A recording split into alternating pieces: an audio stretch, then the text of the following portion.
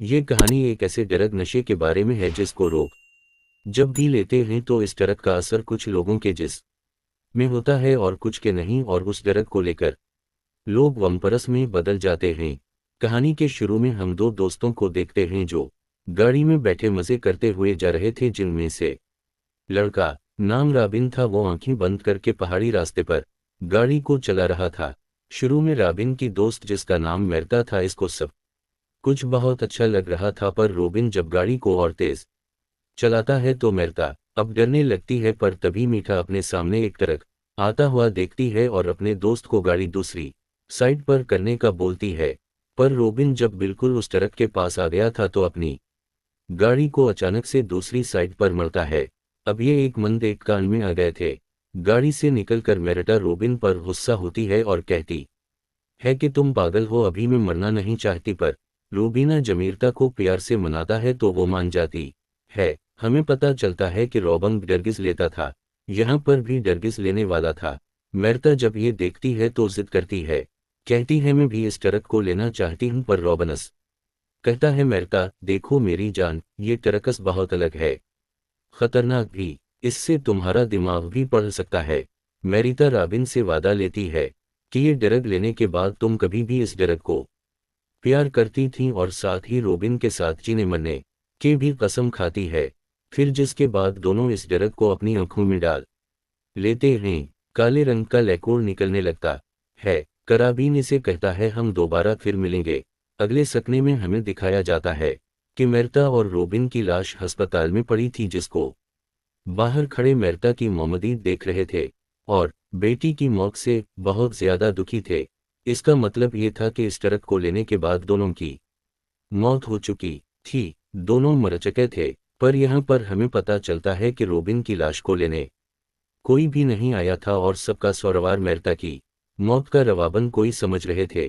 फिर जिसके बाद हमें एक कपड़े सुन दिखाया जाता है जहाँ पर मेरता और राबिन को दफन किया गया था। उनके साथ ही और भी जवान लड़के लड़कियों की कब्रें थीं उनकी थी। मेरता की कब्र से आवाज आती है और अचानक से वो अपनी कब्र तोड़कर बाहर आ गई थी। थोड़े वक्त के बाद सांस लेने के बाद उसे पता चलता है कि वो दोबारा से जिंदा हुई हैं। इसकी कब्र के सामने रोबिन की कब्र भी थी, जिसको देख कर मेरता बहुत रोती है, चीखती है, चलाती है और फिर थोड़ी देर के बाद अपने घर के लिए निकलती है। जब ये रास्ते से जा रही थी तभी ये एक गाड़ी को देखती है जिसमें कुछ दोस्त और मजे कर रहे थे। ये सब देखकर मेरता अपने पास माजी को सोचने लगी थी। तो यहाँ से कहानी हम मेरता के पास की देखते हैं। जब वो कॉलेज में थी एक दिन कुछ लड़के इसे तंग कर रहे थे, तो भी उसने पहली मर्तबा कॉलेज में रोबिन को देखा था। तो उसकी दोस्त से उसे पता चलता है कि ये रोबिन पर कॉलेज की सारी लड़कियां फिदा हैं। रात को जब ये अपनी दोस्त के साथ क्लब में जाती है जहां पर मेरता की दोस्त पर एक लड़का जानबूझकर शराब को गिरा गया था, जब इसकी खुद को साफ करने बाथरूम में जाती है तभी इसकी नज़र फिर से रोबिन पर बढ़ती है, जिसको देखकर मर्ता मुस्कुराने लगी थी। राबिन भी इसके पास आ रहा था, जिसे देखकर मेरता भागने लगती है और ये इसको गोद में उठाकर क्लब में लाकर डांस करने लगता है। एक दिन राबिन जब इसको रात को घर छोड़ने गया था तो यहाँ पर वो इसके घर जाने की जिद कर रहा था। फिर मेरता कहती है देखो बात को समझो, मेरे मोहम्मदात घर पर हैं। राबिन भी सब समझकर मेरता को प्यार से देखता हुआ चला जाता है और मेरता झाड़ियों से होते हुए अपने घर में आ गई थी। अब सीन दोबारा से परसेंट यानी कि मौजूदा वक्त में आता है। मेरता अपने ख्यालों से होती थी, वो इन्हीं झाड़ियों से होते हुए वापस से अपने घर में आ गई थी। मेरता अपने घर आकर फ्री से कुछ निकाल कर खाती है, फिर अपने मोहम्मद को देखने चाहती है जो अपने कमरे में एक सो रहे थे। जो भी अपने कमरे में जा रही थी तो इसकी मोम की अचानक से आंख खुल जाती है। वो जब अपनी बेटी को देखती है तो अमीरता के पीछे पीछे आने लगती है, पर मेरता अपनी मोम को देखकर दरवाज़ा बंद कर देती है। इसकी मोम चपटर वासा खोलने का कहती है तो अपनी मोम को ऐसा कहते हुए देख वातर वाजा खोल देती है।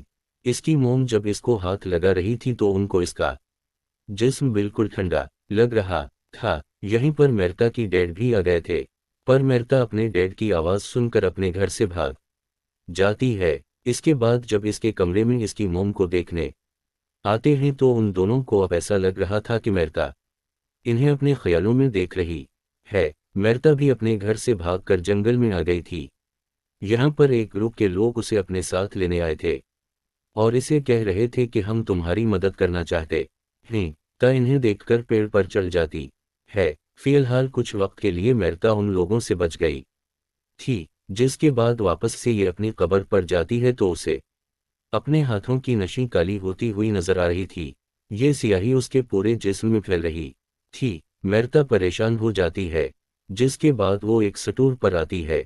वहां के जाकर जब ये खुद को देखती है तो अब इसकी आंखें भी काली पड़ चुकी थी। वो स्याही इसके पांव पर भी फैल चुकी थी और अब इसके नाखून भी अलग हो रहे थे। तो एक क्लब में चली गई थी जहां पर इसको एक अनजीनर मिलता है जो उसके साथ गले मिलने की कोशिश कर रहा था। यहीं पर क्लब में ये रोबिन के दोस्त को भी देखती है। अब ये इससे बचने के लिए ये इसे इंजीनियर का सहारा लेकर क्लब से बाहर आ गई थी। दूसरी तरफ मेरता की माम जो अपनी बेटी की मौत में थी, तभी उनके घर पर एक आदमी आता है जो बताता है कि आपकी बेटी मेरता जिंदा है, वो वापस आ चुकी है और मौत से जागने के बाद वापस से लोग सबसे पहले अपने घर में ही आते हैं। ये आदमी दरअसल इन्हीं लोगों का लीडर था जिनको हमने देखा जो मेरता को जंगल में भी। मेरता के डैड इस लीडर से कहते हैं कि प्लीज हमें और परेशानी मत दें, हम आगे ही बहुत ज्यादा परेशान हैं, मेरी बीवी की तबीयत ठीक नहीं है। वो लीडर ज्यादा हवा मेरता के डदत से कहता है, अभी तो मैं जा रहा हूं, पर हाँ मेरी बात याद रखिएगा, अगर मेरी तो आप वापस घर आई तो इस बार उसे अपनी बेटी समझने की गलती मत करिएगा, क्योंकि वो अब बदल चुकी हैं। इस आदमी ने मेरता तिवारे में ऐसा क्यों कहा था, मैं आगे कहानी में पता चलेगा। इधर मेरता उसे इंजीनियर को लेकर उसी जगह पर आ गई थी जहां पर ये रोबिन के साथ आई थी। इंजीनियर इसे बदतमीजी करने की कोशिश कर रहा था, पर इसे ठीक करना नहीं चाहिए था। मेरता इसे इंजीनियर की गर्दन को काटकर उसी भूखे जानवर की तरह खा रही थी।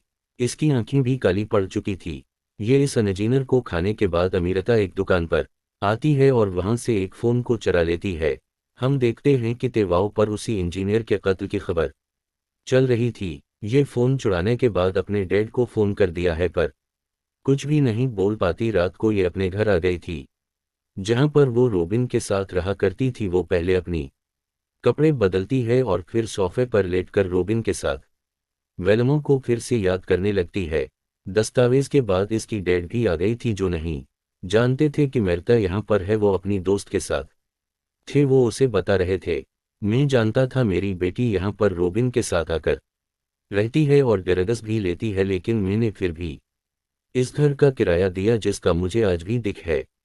मेरता के डैड की दोस्त इसके डैड को समझाती है कि इस में तुम्हारी कोई गलती नहीं है, और ये कहकर जब ही कमरे से बाहर आती है तो मेरता इसे पकड़ लेती है और इस पर हमला करके उसे भी उसी अनजीनर की तरह खाने लगती है, क्योंकि मेरता ने इस लड़की को अपने डैड को भड़काते हुए सुना था। इसका मतलब ये था कि मेरता अब एक वेम्पायर बन चुकी थी और ये सब सिर्फ उसी डर की वजह से था जो रोबिन ने से दिया था। खैर यहाँ पर जब इसकी डैड आवाज को सुनते हैं तो आकर देखते हैं मेरता खून से भरी हुई थी। ये उसे देख कर परेशान हो गए थे। तभी इधर कुछ लोग आते हैं कर गोलियां। ये देखकर मेरता को उनकी गोलियों का कोई असर नहीं होता, फिर भी चारे इन गोलियों की वजह से इसके डैड मारे जाते हैं। ये खिड़की से कूद गई थी। नीचे भी इस ग्रुप के लोग थे जो इस पर लगातार गोलियां चला रहे थे और इस पर उनका कोई असर नहीं होता। ये भाग रही थी तो अभी वहां पर एक औरत आती है जो मेरता को अपनी बाइक पर बिठाकर ले जाती है। ये औरत उसको अपने घर लाकर उसके जिस्म से गोलियां निकाल दी हैं और बताती है कि वो लोग एक ऐसे ग्रुप से हैं जो हम जैसे खतरनाक लोगों को मारते हैं और उस काम में उनका साथ गवर्नमेंट भी देती है। इधर वो लोग मेरठ की डैड और उनके दोस्त की लाश को ले जा रहे थे। वो मेरता को बता दी है कि तुम और डैड हो, यानी कि मौत के बाद दोबारा से जिंदा हुई हो। वो लोग हम जैसे लोगों को और डैड बुलाते हैं। वो बताती है कि मौत के बाद जो भी लोग दोबारा जिंदा होते हैं वो अपने साथ खतरा लाते हैं जो बाकी लोगों के लिए खतरनाक होता है। वो औरत उसे बातें करने के बाद रात में उसे एक आदमी का शिकार सिखाती हैं कि कैसे अपने शिकार को पकड़ना है और खाना है। ये दोनों इस आदमी को खाने के बाद शहर से बाहर जा रही थी। ये औरत मेरता को अपने खुफिया बीस पर ले जाना चाहती थी, पर मेरतर नहीं चाहती। वो कहती है मैं रोबिन के बगैर कहीं पर भी नहीं जाऊंगी, और ये कहकर चलती गाड़ी से कूद जाती है, क्योंकि अब उसको मौत का डर भी नहीं था। उसे पता चल चुका था कि वो नहीं मर सकते। जिसके बाद ये दोबारा से कब्रिस्तान आती है, जहां पर रोबिन का दोस्त इसकी कब्र पर बैठा रो रहा था। जो वो मेरता को देखता है तो हैरान हो जाता है। ये अब मेरता को अपने घर ले आया था। इसको बताता है कि मुझे रोबिन ने बताया था कि उसे किसी जानवर ने काट लिया है। अब जो बातों बातों में ये मेरता के साथ डांस कर रहा था, तो तभी मेरता की आंखें काली पड़ चुकी थी। वो वेम्पायर में बदल जाती है। जब रॉबीन का दोस्त ये देखता है तो अपना गला काटकर कहता है मुझे भी वेम्पायर बना दो, पर मेरता तो उल्टा इसकी गर्दन से निकलता हुआ खून पीने लगती है। इधर वो औरतें जिसने मेरता को बचाया था जब अपने जाती है, तो इधर उसी ग्रुप के लोग थे जिनमें से दो वो औरत मार देती है, पर इधर उनका लीडर भी था।